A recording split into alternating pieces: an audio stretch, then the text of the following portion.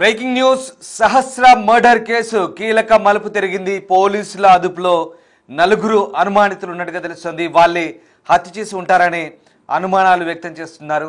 ఇక ఈ నేపథ్యంలో అందులో ఒకరు సంజీవరావుగా చెప్తున్నారు. బాలిక కింది ఇంట్లో అద్దెకు ఉంటున్నాడు సంజీవరావు. అలాగే సహస్రను పగ కోపంతో పొడిచి పొడిచి చంపినట్లుగా డౌట్ వస్తుంది. సహస్ర మెడపై 14, కడుపులో 7 కత్తిపొట్టున్నాయి. అంత కసిగా ఎందుకు పొడిచి చంపారనే అనుమానాలు వస్తున్నాయి. తల్లిదండ్రులపై కోపం బాలికపై తీర్చుకున్నారనే అనుమానాలు కూడా వ్యక్తమవుతున్నాయి. ఎస్, మీరు వింటుంది నిజమే.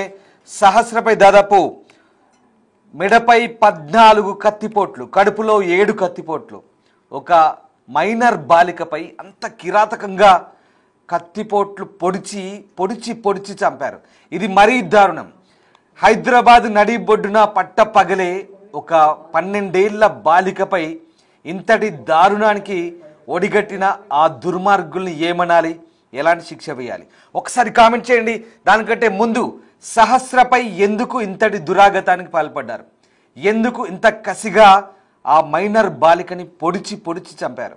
నిజంగా ఆ అమ్మాయిపై ఇంతటి అఘాయిత్యానికి ఒడిగట్టడానికి, ఇంతటి దారుణమైన హత్య చేయడానికి తల్లిదండ్రులపై ఉన్న కోపమే కారణమా? ఆ కోపంతోనే ఈ బాలికపై కసి తీర్చుకున్నారా? తల్లిదండ్రులపై కోపాన్ని ఈ బాలికపై తీర్చుకున్నారా? ఇప్పుడు ఇదే సందేహాలు కలకమానది. ఎందుకంటే అమ్మాయిని పొడిచిన తీరు, ఒకసారిగా అమ్మాయిని చంపిన తీరు, పోలీసులు చెప్పిన వివరాలు ఇవి. 14 కత్తిపోట్లు మెడపై, 7 కత్తిపోట్లు కడుపులో. తండ్రి కూడా చెప్పాడు తన కూతుర్ని పేగులు బయటకు వచ్చేలా పొడిచారని. అసలు ఎంతటి దుర్మార్గం రా మీరు! అసలు ఎందుకు ఇలాంటి హత్యలు చేస్తున్నారు? ఎందుకు ఇంత దారుణంగా వ్యవహరిస్తున్నారు? ఒక మైనర్ బాలికని, నిజంగా ప్రపంచం తెలియని అమ్మాయి, 10-12 ఏళ్ళ అమ్మాయి అంటే పెద్దగా లోకం తెలియని అమ్మాయి, అభం శుభం తెలియని అమ్మాయి, అలాంటి అమ్మాయిని ఎందుకు ఇంత దారుణంగా పొడిచి చంపాల్సి వచ్చింది? తల్లిదండ్రులపై కోపం ఉంటే, పెద్దలపై కోపం ఉంటే పిల్లలపై తీర్చుకోవాలా?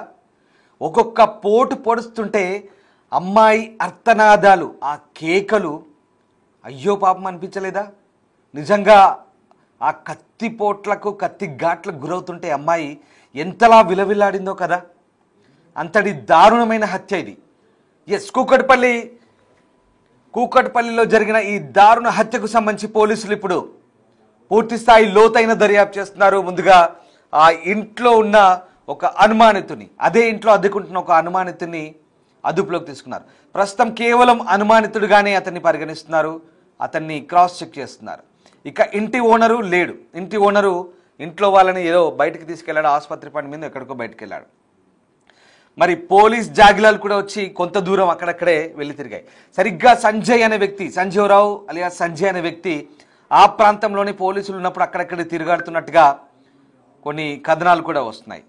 ఈ నేపథ్యంలో అతన్ని అనుమానితుడిగా పరిగణిస్తున్నారు. ఈ నేపథ్యంలో అతన్ని ఆ వ్యవహారంలో చాలా ఖచ్చితంగా చెక్ చేస్తున్నారు. ఇక కుటుంబ సభ్యులపై కూడా అనుమానాలు వచ్చాయి. కుటుంబ సభ్యులపై కూడా అనుమానాలు వచ్చినప్పుడు తండ్రి కూడా అదే అన్నాడు, నాకు ఒక్కగానొక్క కూతురు, నేను ఎందుకు చంపుకుంటాను నా కూతుర్ని అంటూ ఆ తండ్రి చెప్తున్న మాటలు. ఇక తల్లి విలవిలాడుతుంది చూడండి. తండ్రి కృష్ణ బైక్ మెకానిక్గా పనిచేస్తున్నారు. తల్లి రేణుక ల్యాబ్ టెక్నీషియన్గా పనిచేస్తుంది. కేంద్రీయ విద్యాలయంలో బోయిన్పల్లిలో చదువుతున్న సహస్ర స్కూల్లో ఏదో ఈవెంట్ ఉండడంతో హాలిడే ఇచ్చారు, ఇంట్లో ఉంటుంది. అయితే ఇంట్లో ఉంటున్న క్రమంలో ఒంటరిగా ఉన్న ఆ అమ్మాయిని చూసి కావాలనే పగ తీర్చుకునే ప్రయత్నం చేశారా? ఏదో ఈ వ్యవహారంలో ఖచ్చితంగా పెద్దలపై కోపం చిన్నపిల్లపై చూపించారనే అనుమానాలు వ్యక్తమవుతున్నాయి. ఒకసారి ఆ అమ్మాయిని చంపిన తీరు గురించి పోలీసు అధికారులు కూడా స్పందించారు. డీసీపీ ఏం మాట్లాడారు ఒకసారి చూద్దాం. సంబంధించి investigation is going on. We have some clues. We are watching it. Sir, ఎవరినైనా ఇప్పుడు కొంతమంది అనుమానితులు తీసుకున్నారంటే మరి ఎక్కడ నుంచి? ఒకరిద్దరు సస్పెక్ట్స్ ఉన్నారు. We are investigating them, we are interrogating. పాపకి ఎన్ని స్టాబింగ్స్ చేశారు సార్? అరౌండ్ 20 వరకు ఉన్నాయి. ఒక 10 చిన్న ఆయుధంతో చేసినట్టుగా అనిపిస్తాను. ఓకే, అంటే ఎక్కువ బాడీ మీద ఎక్కడ? నెక్ మీద ఎక్కువ ఉన్నాయి. నెక్ మీద ఒక 14 to 15 ఉన్నాయి. అది స్టమక్ మీద కూడా ఒక 7 వరకు ఉంది. అయితే ఇప్పుడు ఒక వ్యక్తిని అది ఎవరినైతే విచారిస్తూ ఉన్నారని తెలుస్తుంది, అతనికి ఉన్నటువంటి రోల్ ఏంటి సార్? ఎందుకంటే చుట్టుపక్కల సీసీ కెమెరాస్ కూడా లేవు. సీసీ కెమెరాస్ మాకు ఫుటేజ్ వచ్చింది, బట్ అంటే క్లియర్ ఫుటేజ్ ఎవరు చేశారని కాదు, బట్ ఆ ఇంటికి సంబంధించిన ఫుటేజ్ వస్తుంది. We are analysing.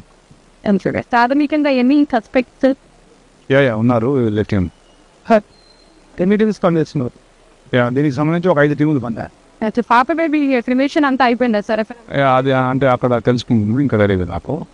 థ్యాంక్స్ జరిగిన పాప మర్డర్ కేసు సంబంధించి ఇన్వెస్టిగేషన్ ఇస్ గోయింగ్ ఆన్.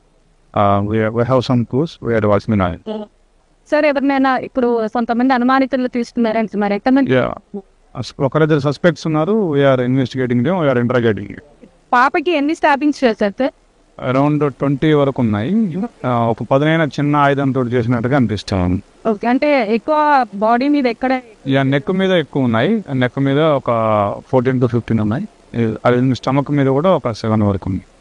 అయితే ఇప్పుడు ఒక వ్యక్తిని అది ఎవరినైతే విచారిస్తూ ఉన్నారని తెలుస్తుంది. అతనికి ఉన్నటువంటి రోల్ ఏంటి సార్? ఎందుకంటే చుట్టుపక్కల సీసీ కెమెరాస్ కూడా లేవు. సీసీ కెమెరాస్ మాకు ఫుటేజ్ వచ్చింది, బట్ అంటే క్లియర్ ఫుటేజ్ ఎవరు చేశారని కాదు, బట్ ఆ ఇంటికి సంబంధించిన ఫుటేజ్ వస్తుంది. We are analysing. ప్రాథమికంగా ఎన్ని సస్పెక్ట్స్ యా ఉన్నారు లెట్యం ఎన్ని టీమ్స్ పనిచేస్తున్నారు? దీనికి సంబంధించి ఒక 5 టీములు పనిచేస్తారు. పాప బేబీ క్రిమేషన్ అంతా అయిపోయిందా సార్? అది అంటే అక్కడ తెలుసుకుంటుంది ఇంకా తెలియదు నాకు. థ్యాంక్స్.